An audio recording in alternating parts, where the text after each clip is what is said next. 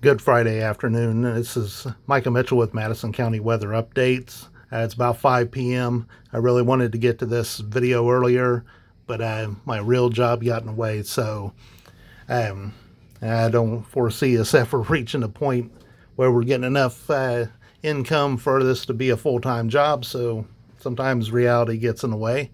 But at any rate, I wanted to update you on kind of what we're looking at with this upcoming winter storm. National Weather Service has issued a winter storm watch for Sunday night through Tuesday morning. I was a little bit surprised they issued as early as they did, but this setup's actually pretty stable.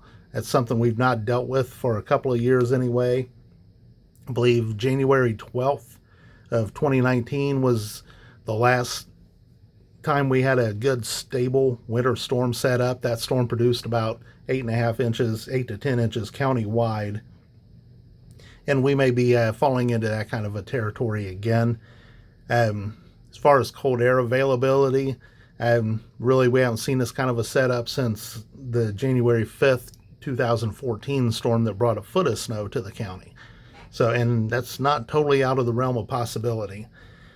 So this is I didn't really get a chance to prepare this much, so I'm going to be winging this, but we'll roll with it anyway. So what I want to do is take a look at several different things here, several different models, kind of give you an idea of what is what's going on. First, we'll take a look at this is from Tropical Tidbits, and what we want to look at is our storm in question is coming from up here.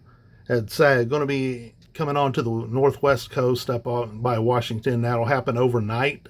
So by tomorrow morning, they'll be able to be getting the data sampled, getting the storm sampled, and we'll be getting some better data for this by tomorrow afternoon. So then we'll have a lot better idea of the storm strength. The track is pretty stable. It's just a matter of if the storm's weaker than expected, weaker than modeled, then the storm can track a little bit flatter, a little bit more to our southeast. If it's stronger than expected, it'll come farther northwest. So we'll have to see how that plays out tomorrow. But here's just kind of giving you an idea of how things are going to track. So we've got the storm up here coming on shore overnight. It'll track in and begin to track down the face of the Rocky Mountains toward Texas.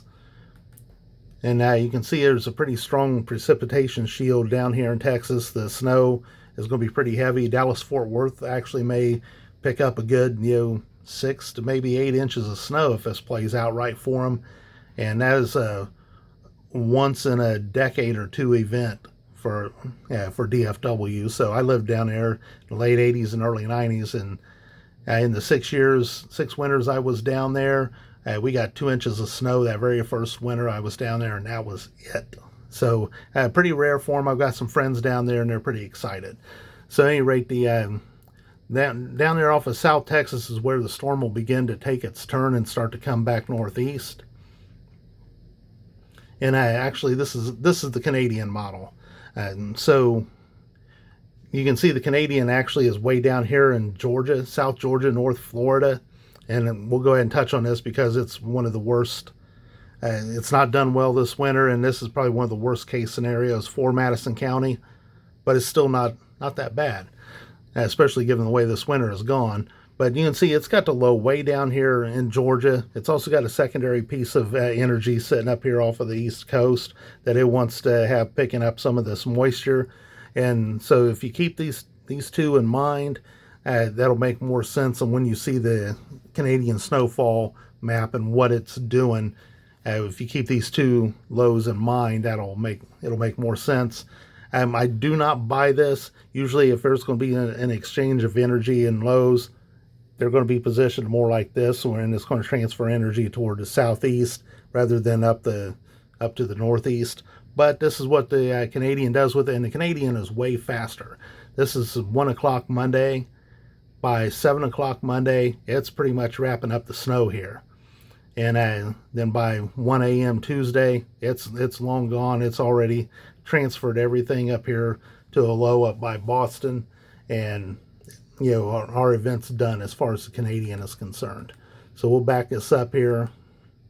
we'll go back to 7 o'clock Monday morning was switched to the GFS, which is what I thought I had up. GFS, you can see there's still kind of a two pieces here, but there's no transfer. Instead, you get this first wave. It's like a two-wave kind of deal, where this one up here begins to pick up some moisture, or spit it into the area, into the cold air. So we kind of get this initial onslaught of snow very early Monday, and then by the time that's moving away, then our main storm is starting to track up. So there's no exchange. It's just two separate waves that kind of work in conjunction with each other. So we'll have some snow. It'll probably taper off a little bit Monday, and then the main wave of snow will then come in late Monday afternoon, and then overnight and into the early parts of Tuesday. You can see the low is positioned much farther up here, kind of North Georgia, southeastern Tennessee. And then by 1 o'clock Tuesday morning, it's still got us snowing pretty good here, as the low is, tracking off into North Carolina and into Virginia. Then by 7 o'clock Tuesday morning, there may still be a little snow around, but it's moving on. Our second punch, there's a second system that'll be potentially in play by next Thursday. We won't talk about that yet. So I just kind of wanted to show you the track of the low is kind of off of the coming in, drops down into South Texas, and then tracks up through eastern Tennessee, eastern Kentucky, kind of western Virginia and West Virginia. So that's pretty good for us. There's this big high pressure sitting up here that's going to pump cold air into the system. And, we've already got plenty of cold air in play, and this is just going to add to it and really help fluff the snow up. And that's why we'll be dealing with some high ratio snows. We'll take a look here at the, this is the National Weather Service blend of models. This is kind of what they're forecasting off of when their winter storm watch has 5 to 7 inches.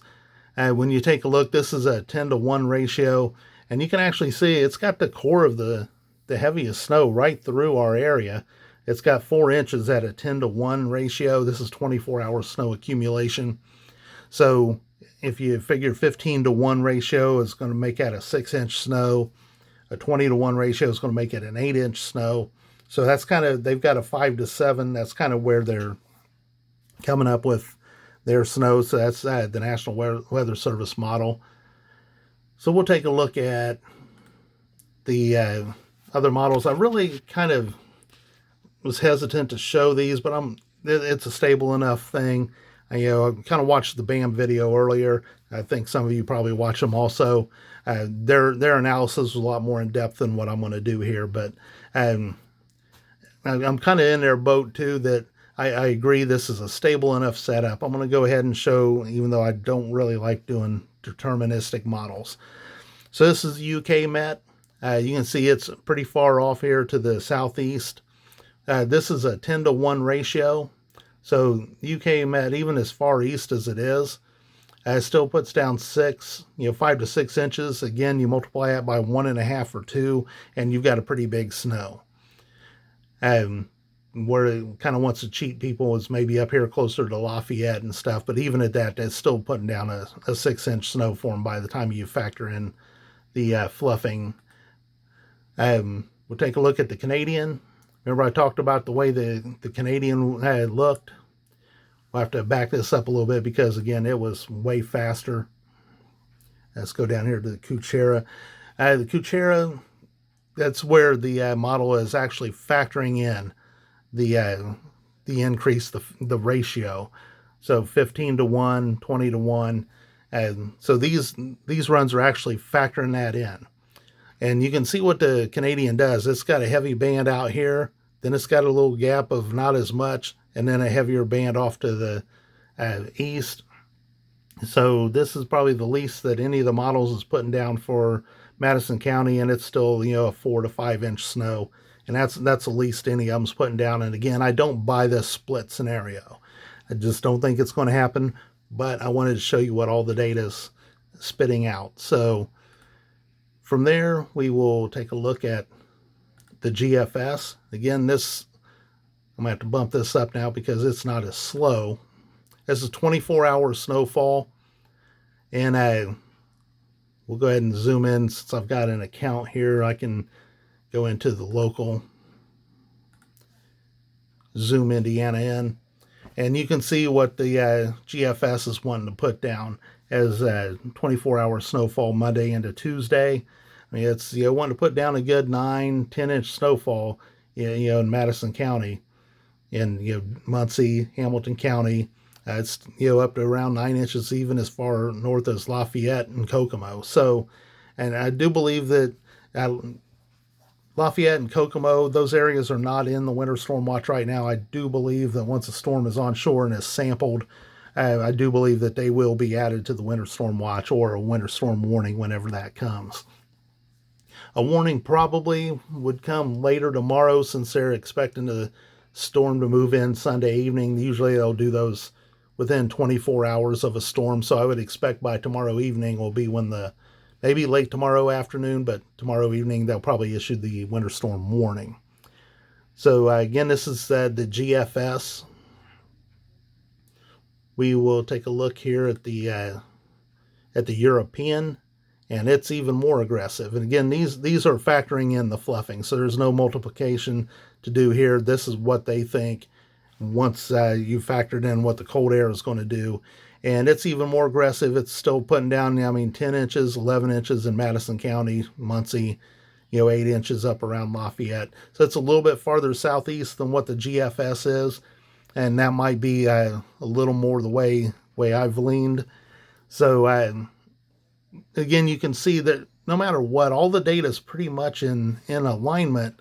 There are little shifts kind of southwest or northeast, but even in the worst case scenarios for Madison County, it's still going to be a good snow. And I think if this fails for us, it's going to be a 4 to 6 inch snow that as a failure. So that's kind of where all the data is leaning right now. So I've done just kind of a more generic map, just county by county, rather than drawing in lines, because sometimes people pay too much attention to the exact location of the lines and there's no way to know. So I just did this kind of county by county. This is the way I'm seeing things right now. I've not had a good chance to talk to Kristen on this, but and she will be becoming more involved in things as we get set up better with COVID and some of the other things that we've had going on, and she and I have not had a good chance to get together. You will be hearing more from Kristen coming in our near future. So here's kind of where I'm leaning right now based on what I'm seeing. I think that the best chance for getting 10 inches or more is actually going to be to our southeast, kind of in southeastern Indiana. I still think Madison County and areas around us up to Lafayette, Kokomo, I think it's going to be a good 6 to 10 inch snowfall. And again, I do expect the winter storm watch or warning to get pulled farther northeast, or northwest, excuse me. Then on up into northern Indiana, I think it's going to be about a 3 to 6 inch snowfall. And then we might be getting down to, I think the models might be a little too aggressive, going farther north west, because the closer you get to that high pressure, even though it's going to be supplying cold air, it's also going to start supplying more dry air the closer you get to it. So I think the models might be too aggressive up here to the northwest, but we don't really forecast up there, but I went ahead and did a state map. So this is kind of the way I'm seeing things right now. Again, right now the winter storm watch is kind of affecting these counties right in here. I do expect it to get pulled up. I may do something a little more in-depth tomorrow, but I'll definitely do some sort of an update tomorrow. Again, I do expect us to go under a winter storm warning at some point tomorrow afternoon or tomorrow evening. I don't think this is going to miss us. If it does so-called miss, it's going to be more like a 4 to 6, 3 to 6 inch snow than instead of the absolute misses that we've been dealing with. So, I kind of thought back with our winter outlook that February might be the biggest month, the coldest month. It's playing out that way. It may end up saving, I think I had forecast 150% of average snowfall for the winter. So this snow will get us pretty close to it, even with all these little dribs and drabs. In central Madison County, we're at 14 inches of snow for the winter. It's just been 1 inch snowing us to death, and yet we've still picked up 14 inches of snow. So if we get 10 inches of snow, we're at 150%. So we'll see how this all plays out. Again, I'm starting to ramble, so we'll update you tomorrow, and we'll have a lot better idea what's going on with it tomorrow. So for now, this is Micah Mitchell with Madison County Weather Updates, and we will talk to you tomorrow. Thank you.